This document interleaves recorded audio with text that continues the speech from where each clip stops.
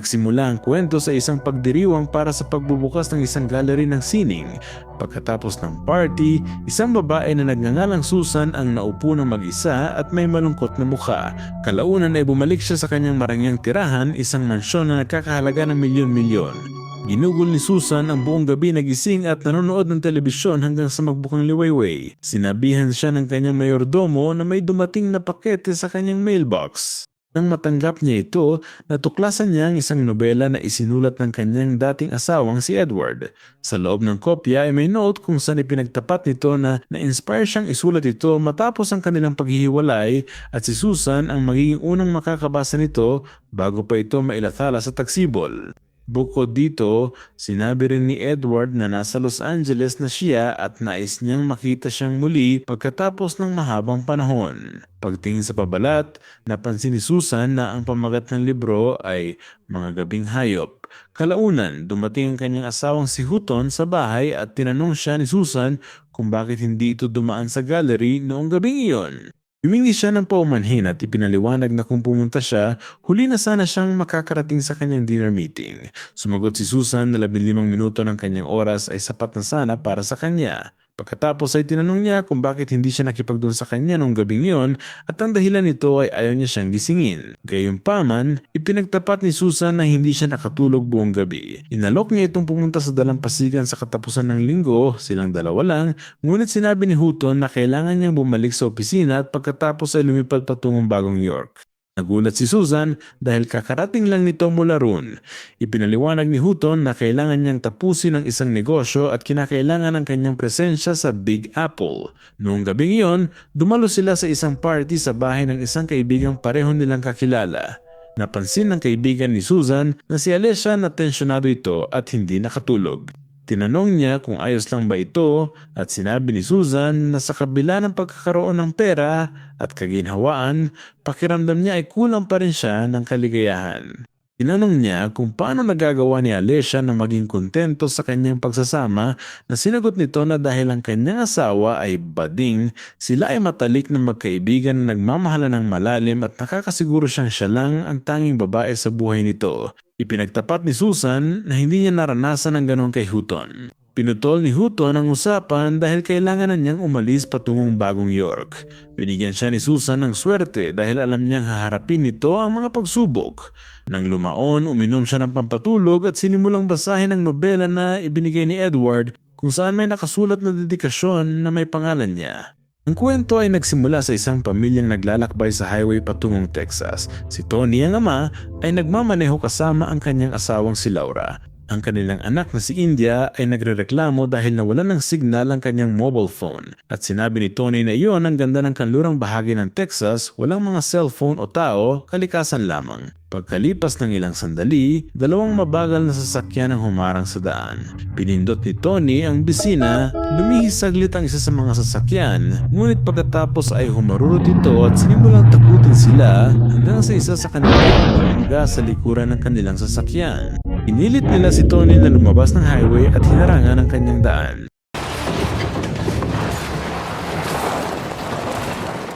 Sa sandaling iyon, lumitaw ang isang lalaki na nagngangalang Ray na nagtanong kung bakit binangga ni Tony ang kanyang sasakyan. Nagmungkahi si Tony na pumunta sa pulisya upang ayusin ang sitwasyon, ngunit sinabi ng isa sa mga lalaki na hindi ito maaari dahil mayroon silang flat na gulong. Hindi naniwala sa kanila si Tony at sinabi ni Ray na dapat siyang magmaneho upang suriin kung nagsisinungaling sila. Sinubukang tumakas ni Tony ngunit hindi niya magawa dahil sira ang kanyang gulong. Inalok ni Ray na ayusin ang mga gulong upang patunayan na wala silang masamang balak. Wala nang ibang pagpipilian, bumaba si Tony sa sasakyan, binuksan ang trunk at inilabas ang reserbang gulong. Pagkatapos, pinayuhan siya ni Ray na ilabas ang kanyang asawa at anak upang maitaas nila ang sasakyan gamit ang jack. Bagamat medyo natatakot, wala nang ibang paraan ng mga babae kundi lumabas ng sasakyan. Sinimulang takutin ni Ray si India habang sinubukang pigilan siya ni Tony. Sinuntok siya ni Ray at nakipaglaban si Tony upang ipagtanggol ang kanyang pamilya. Matapos ayusin ang mga gulong, mabilis na sumakay ang mga babae sa kanilang sasakyan at tinawagan si Tony, ngunit tumakbo sina Ray at ang isa pang lalaki sa kutsing malapit at tumakas. Walang magawa si Tony. Bago pa siya makapag-react, wala na sila roon. Biglang isinara ni Susan ang libro, nahirapang huminga dahil sa tindi ng tensyon at tinawag ang kanyang asawa na nasa isang hotel kasama ang ibang babae. Hinawakan siya ng kanyang kabit sa braso at tinanong ni Susan kung bakit hindi siya tumawag matapos makarating sa Bagong York. Sumagot ito na ayaw niya siyang gisingin. Pagkatapos, hiniling ni Houghton sa operator na tawagan ang silid 31 at nagulat si Susan dahil hindi yun ang kanyang nakasanayang numero ng silid. Ipinaliwanag ni Houghton na ang kanyang reservation ay hindi available sa kanyang dating palapag. Pagdating nila, inanunsyo ng operator, silid 31, ginang. Natulala si Susan nang malaman niya ang kanyang asawa ay may kasamang ibang babae. Binalaan niya itong mag-ingat at ibinaba ang telepono. Sa nobela, nanatili si Tony kasama ang isa sa mga lalaki, si Lou. Inutusan siya nitong magmaneho. Kinakabahang hinanap ni Tony ang kanyang pamilya sa daan ngunit bigo siya. Nakita lang niya ang kanilang sasakyan sa tabi ng bakanteng trailer. Sabi ni Lou, huwag nang mag-alala dahil ligtas sila. Pagkatapos ay dinala siya nito sa isang madilim at desyertong lugar at iniwan siya roon. Naglakad si Tony buong gabi sa highway hanggang sa makarating siya sa isang bahay at humingi ng tulong upang gumamit ng telepono. Isang pulis na nagngangalang Bobby ang humuli sa kanya at sinimulang imbestigahan ang nangyari noong gabing iyon. Nagulat siya nang malaman na hinayaan ni Tony na tangayin ng mga lalaki ang kanyang asawa at anak sa kabila ng wala itong armas. Lumapit sila sa isang barbed wire fence at sa gitna ng kawalan, nakita ni Tony ang kanyang pamilya na hubad at wala ng buhay sa isang pulang sofa. Si Susan, sa kanyang realidad, ay umiyak ng matindi at nalunod sa sarili niyang mga luha. Huminto siya, nag-isip sandali at nagkaroon ng flashback. Naalala niyang nakilala niya si Edward sa Bagong York. Siya, na taga-Texas din, ay kamukhang-kamukha ni Tony, ngunit walang balbas. Parehong nag-aral sa Columbia University sina Edward at Susan kung saan kumuha siya ng scholarship at nagtapos ng kursong graduate. Sa hapunan, inamin ni Edward na siya ang unang pag-ibig. Nang sabihin nito na namana niya ang mga mata ng kanyang ina, nagalit si Susan at sinabing ayaw niyang maging katulad nito. Tinanong ni Edward kung bakit siya tumigil sa pagiging artista at sumagot siya na masyado siyang mapanghusga. Sinabi nito na minamalit niya ang kanyang sarili at ngumiti si Susan at tinanong kung maaari niya itong samahan sa kanyang bahay at ipinagtapat na siya rin ang kanyang unang pag-ibig. Tiningnan siya ni Edward ng may ngiti. Pagbabalik sa kwento, sinabi ng opisyal na si Bobby kay Tony na mayroon na silang opisyal na bersyon tungkol sa pagkamatay ng kanyang pamilya. Ang kanyang asawa ay nagtamo ng bali sa bungo, ang kanyang anak ay namatay dahil sa pagkakasakal at may bali sa braso, pareho silang hinalay ng walang respeto. Bukod dito, sa trailer kung saan nahanap ni Tony ang kanyang sasakyan nung gabing yon, kinuha nila ang fingerprints ng kanyang asawa at anak at hinahanap ang may-ari ng trailer. Lumitaw ang isa pang flashback. Si Susan ay nasa isang hapunan kasama ang kanyang ina na galit dahil nagpasya si Susan na bumalik sa Texas at pakasalan si Edward at iwanan ang Bagong York. Hindi aprobado ang ina ni Susan kay Edward na itinuturing nitong mahina at mababa ang estado. Sinubukang ipagtanggol ni Susan ang kanyang kasintahan, ngunit binalaan siya ng kanyang ina na sa hinaharap ay siya ang magsisisi sa desisyong iyon dahil hindi siya mabibigyan ni Edward ng marangyang buhay. Sinabi rin nito na baka hindi pa niya napapansin, ngunit sa katotohanan ay magkatulad ang ina at anak. Tinanggi ito ni Susan na nagsabing wala silang pagkakapareho at sumagot ang kanyang ina ng isang mahiwagang parirala, "Maghintay ka lang." Pagkatapos, nagpadala si Susan ng email kay Edward kung saan ipinahayag niya ng kanyang libro ay tumatak ng malalim sa kanya at nais niyang makipagkita rito. Sa nobela, nakatanggap si Tony ng mensahe mula kay Bobby na may litrato ng isang suspek na nagngangalang Turk at kinumpirma na isa ito sa mga individual, ngunit ipinaalam ni Bobby na wala pang nakakakita kay Turk kamakailan. Lumipas ang mga araw at buwan na walang pag-unlad sa investigasyon. Napansin na wala ng balbas si Tony. Isang araw, nahanap ni Bobby si Tony at sinabi rito na 3 lalaki ang nagtangkang magnakaw sa isang supermarket. Ang isa ay nakatakas, ang isa ay naaresto at ang pangatlo ay binaril. Ang nasawi ay si Turk. Niling ni Bobby kay Tony na kilalanin ang naaresto at sa istasyon ay nakilala ni Tony ang lalaki, si Lou, na siyang nag-iwan sa kanya sa disyerto. Sinubukan ni Lou na itanggi na kilala niya ito, ngunit malinaw na pinaalala ni Tony ang ginawa nito sa kanyang pamilya noong gabing iyon. Inimbestigahan siya ni Bobby at hiningi ang mga detalye tungkol kina Ray at Turk. Sinabi ni Lou na hindi niya sila kilala. Sa huli, inaresto siya at sinabi ni Bobby kay Tony na kakasuhan nila siya ng pagpatay gamit ang kanyang testimonya at ang mga fingerprint sa mga sasakyan. Kumbinsido siya na si Ray ay isa rin sa mga tumakas, syempre, at nangako siyang mahuhuli nila ito. Sa kanyang opisina, si Susan ay kasama ang kanyang mga tauhan na nagbigay ng impormasyon tungkol sa isang mahalagang susunod na pulong. Siya ay tila balisa at wala sa sarili. Nang tanungin siya kung hindi na naman siya nakatulog, sumagot siya na hindi siya nakakatulog kailanman kaya tinatawag siya ng kanyang dating asawa na animal nocturno o hayop ng gabi. Nakakamangha para sa kanya ang pagkakataon na nagpadala si Edward ng isang marahas at malungkot na libro na pinamagatan din ng Mga Gabing Hayop. Tinanong siya ng kanyang assistant kung mahal pa ba niya si Edward at sinabi ni Susan na oo, ngunit hindi siya kailanman lubusang nagtiwala sa kanya o sa kanyang pagkatao. Ipinagtapat niya na may ginawa siyang kakilakilabot sa kanya at brutal niya siyang iniwan para kay Hutton na mukhang mas kaakit-akit at sigurado. Sa pulong ay tinalakay nila ang posibleng pag-alis ng isang partikular na empleyado. Tumutol si Susan na nagsabing dapat silang magbigay ng suporta dahil siya mismo ang humiling ng pagbabago sa kumpanya, ngunit ipinaalala ng isa sa mga assistant na siya mismo ang nagmungkahi ng mga pagbabagong iyon. Sumagot si Susan na minsan, ang pagbabago ng mga bagay sa ganong paraan ay hindi ang pinakamainam na maaring magpahiwatig ng pagsisisi sa paggawa ng mga pagbabagong iyon sa kanyang buhay. Pagbalik sa nobela, dinala ni Bobby si Tony sa bahay ni Ray kung saan ito nagmamasid. Sinabi niya na si Ray ay walang fingerprint sa crime scene at malinis ang kanyang record, ngunit sigurado si Tony na siyang may sala. Sinubukan nilang hulihin ito sa istasyon ng pulisya, ngunit sa daan ay tinanong siya ni Bobby kung nakikilala niya ang sasakyan at ang driver.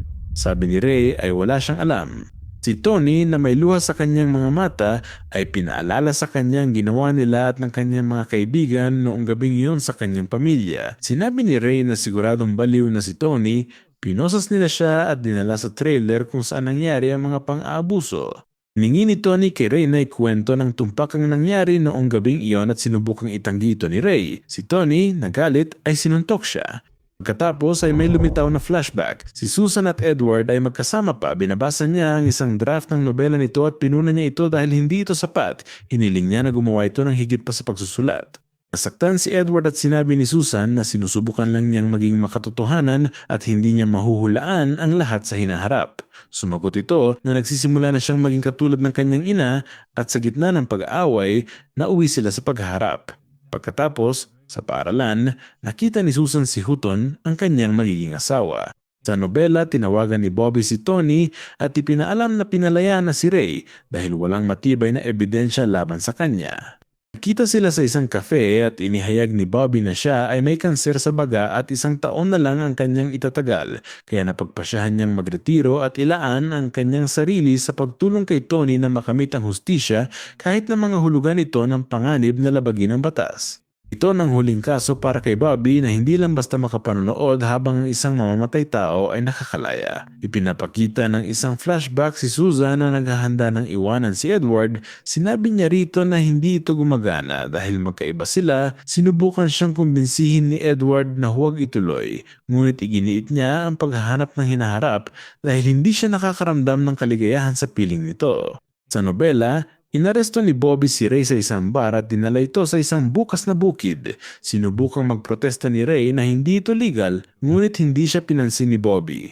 Maya-maya, dinala ng opisyal si Lou at ibinigay ni Bobby ang baril kay Tony dahil nagsuka ito. Bobby! Tumakbo silang dalawa at nagawang barilin ni Bobby si Lou habang si Ray naman ay tumakas. Isang flashback ang nagpakita kay Susan sa isang klinika kasama si Hutton. Ipinagtapat niya na nagsisisi siya sa nangyari at natatakot na baka malaman ni Edward. Ito ay siniwalat na nawala ang sanggol ni Edward. Sinubukan siyang patahanin ni Hutton at sinabing hindi ito malalaman ni Edward. Maya-maya, nakita nilang umiiyak si Edward. Napagtanto natin na ang pagiging mahiyain ni Edward ang nagtulak sa kanya na mawala ang kanyang asawa at sanggol at ang karanasang iyon ang nag-inspire sa kanya upang likhain si Tony, ang bida sa kanyang nobela. Napakagandang pelikula. Pagbalik sa kwento nang makita ni Tony na patay na si Lou, sumigaw siya sa desperasyon dala ng matinding bigat ng damdamin. Sinisin niya ang sarili dahil hindi siya lumaban para sa pamilya. Inutusan siya ni Bobby na tumayo. Naghiwalay sila, nagmaneho si Tony patungo sa trailer. Pagkakita kay Ray, tinutukan niya ito ng baril. Tinuya siya ni Ray dahil akala nito ay duwag si Tony. Inamin niyang inatake niya ang pamilya nito at nagalak siya rito. Si Tony na sugatan sa mata ay sinubukang tumayo at naghanap ng labasan. Sinipa niya ng padilim si Ray na nakahandusay sa sahig. Sa labas ng bahay, nadapa si Tony at tuluyang bumagsak sa sarili niyang baril. Humihingal, nahihirapang huminga, sa huli ay nalagutan siya ng hininga. Habang naliligo, naiisip ni Susan si Edward. Paghiga sa kama, nakatanggap siya ng mensahe kung kailan at saan sila magkikita. Kinabukasan, naghanda siya, tinanggal ang kanyang singsing at excited nang umiti para makita muli. Dumating siya sa isang restaurant at hinintay ito ng ilang oras ngunit hindi kailanman dumating si Edward. Siya ay bumagsak sa pag-iyak, nag-iisip tungkol sa mga maling desisyon na nagdala sa kanya sa isang pagsasamang walang kaligayahan sa isang buhay na walang kabuluhan. Aral, huwag isakripisyo ang iyong mga prinsipyo o ang iyong pagiging totoo para sa mga pakitang tao o kaginhawaan. Ang pagsisising dumarating ng huli ay isang pasan na maaaring humabol sa iyo habang buhay. Magmahal ng may katapangan at maging tapat sa sarili kahit na may kaakibat na panganib ang tanging landas tungo sa kapayapaan ng isip. Dahil sa huli, ang natitira na lamang ay ang mga desisyong ginawa mo at ang mga kwentong hinayaan mong sabihin ng iba tungkol sa iyo. Ngayon, pumili ka ng isa sa mga iba pang buod na ito.